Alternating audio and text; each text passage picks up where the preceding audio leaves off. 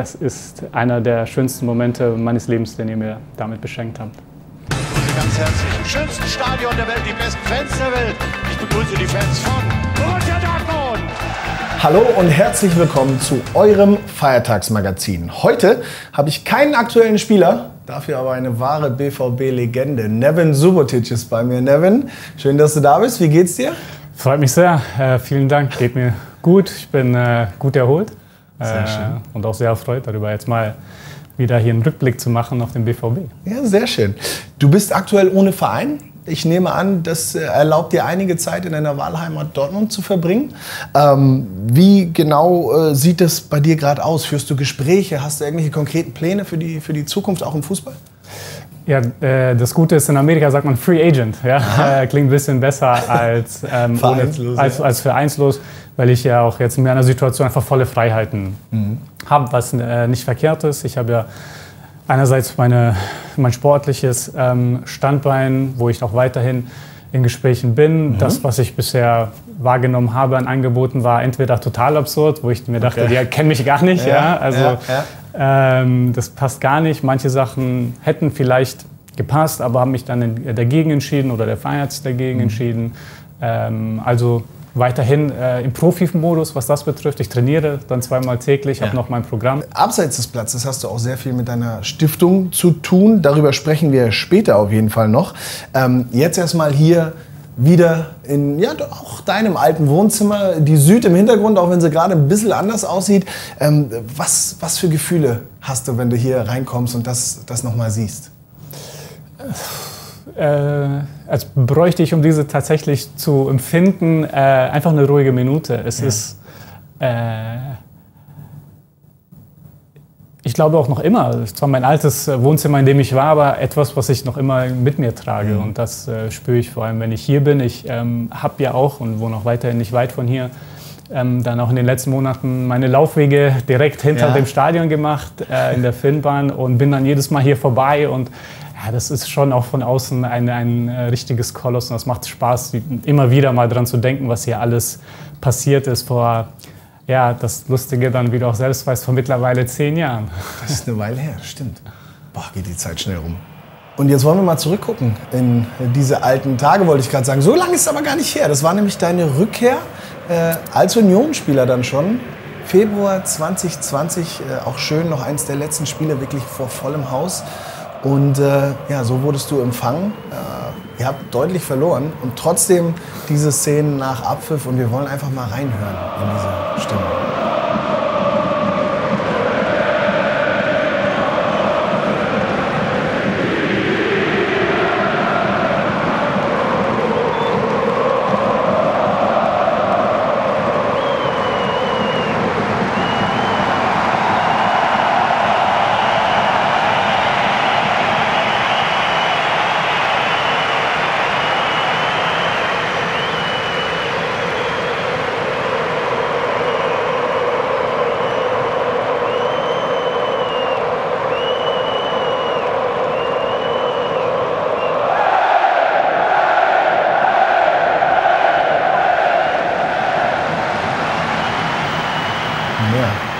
Neven, jetzt mal Hand aufs Herz. Bekommst du da immer noch Gänsehaut?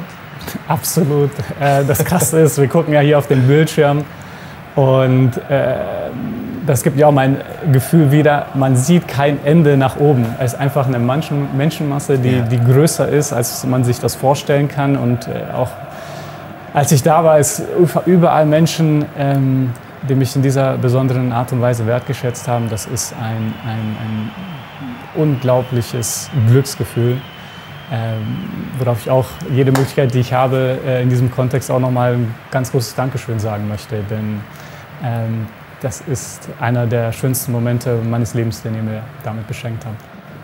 Sehr schön. Wir können festhalten, die BVB-Fans haben dich auf jeden Fall in ihr Herz geschlossen, das ist klar. Und warum das Ganze so ist, das schauen wir uns noch mal kurz an. Hier kommen ein paar schwarz-gelbe Highlights von Neven Subotic.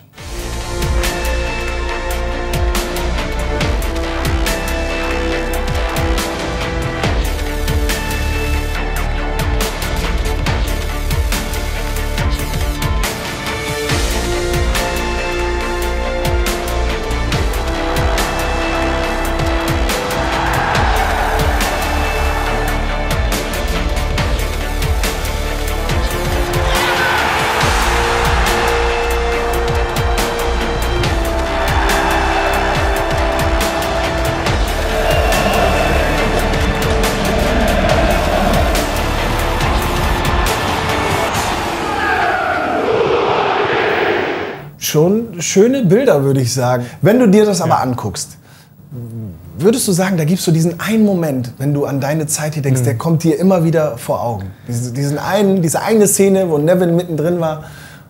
Nee, das ist das Schwierige und vielleicht auch das Schöne. Wir hatten hier so viele wunderschöne Momente, die unvergesslich sind. Davon einen herauszupicken und nur an einen zu denken, das geht gar nicht. Also allein nur, wenn ich daran denke, die erste Meisterschaft, die wir gewonnen haben.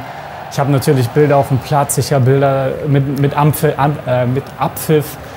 Nach dem Abpfiff, dann auf dem Auto, noch dazwischen waren wir in der Kabine, dann noch an dem Abend. Also allein da gibt es schon, glaube ich, 1000 Bilder, die ich nicht vergessen möchte. Und wir haben ja nicht nur einmal den Titel geholt, sondern dann ja auch noch das Double. Das war auch nicht ganz langweilig. Jetzt es ist schon wieder soweit. Ich habe schon wieder Gänsepelle. Ja, sehr schön. Wie genau guckst du denn momentan noch hin? Ich meine, klar, du bist noch irgendwie mittendrin im Fußball, aber wie sehr guckst du noch mit einem besonderen Auge auf den BVB? Ich gucke, glaube ich, mit einem besonderen Herz auf den BVB, denn es ist auch jetzt wieder eine besondere Mannschaft. Ich glaube auch mit jemandem, den ich sehr wertschätze, den Marco Rose, mit dem ich auch sogar gespielt habe damals. Also so alt bin ich, so alt oder jung ist er. So, wie alt bin ich denn dann? Oh Gott, oh Gott. Ja, aber hast du recht, ja klar. Ja, aber so, ich habe einen persönlichen Bezug zu ihm. Und natürlich mit Marco ja auch und mit Mats Schmelle und Piszczek. So, das waren wunderschöne Momente und irgendwie begleite ich die dann auch doch mit ganzem Herzen. Für mich war auch in meiner fußballerischen Geschichte, die letztes Jahr jetzt nicht das große Highlight war, war doch das größte Highlight, das ich einfach für mich gefeiert habe, war der Abschied von Piszczek. Da ist noch eine Verbindung, die wird, glaube ich, auch nie zu Ende gehen. Das ist auch das Schöne, ne? Das, was wir erlebt haben, das hat einen verdammt hohen Wert. Und das habe ich, also da musste ich am tiefsten schlucken in der ganzen Saison tatsächlich. Ja, das ist wohl richtig. Jetzt wollen wir mal über den BVB sprechen. So, der war der Anfang der Saison ja, so ein bisschen hoch und runter, eigentlich gar nicht schlecht. Aber was auffällt, es fallen viele Gegentore. Was läuft da noch nicht so rund? Wie kann man das vielleicht besser in den Griff bekommen? Das sind viele Faktoren, die miteinander eingreifen. Also natürlich schiebt man, glaube ich, ziemlich schnell Sachen auf den einen Spieler und der eine Spieler macht den Fehler, aber wenn ein Spieler oder eine Mannschaft häufig Fehler macht, dann kann das auch am System liegen. So, dann geht es wieder auf die Trainerebene, so was macht er richtig und falsch. Da muss man, glaube ich, auch jetzt mit gutem Gewissen aus der Erfahrung, die man auch hat, dem Ganzen auch Zeit schenken. Weil mit einem neuen Trainer kommt eine neue Spielidee. Wenn noch neue Spieler hinzukommen, dann muss das noch ineinander hineinwachsen.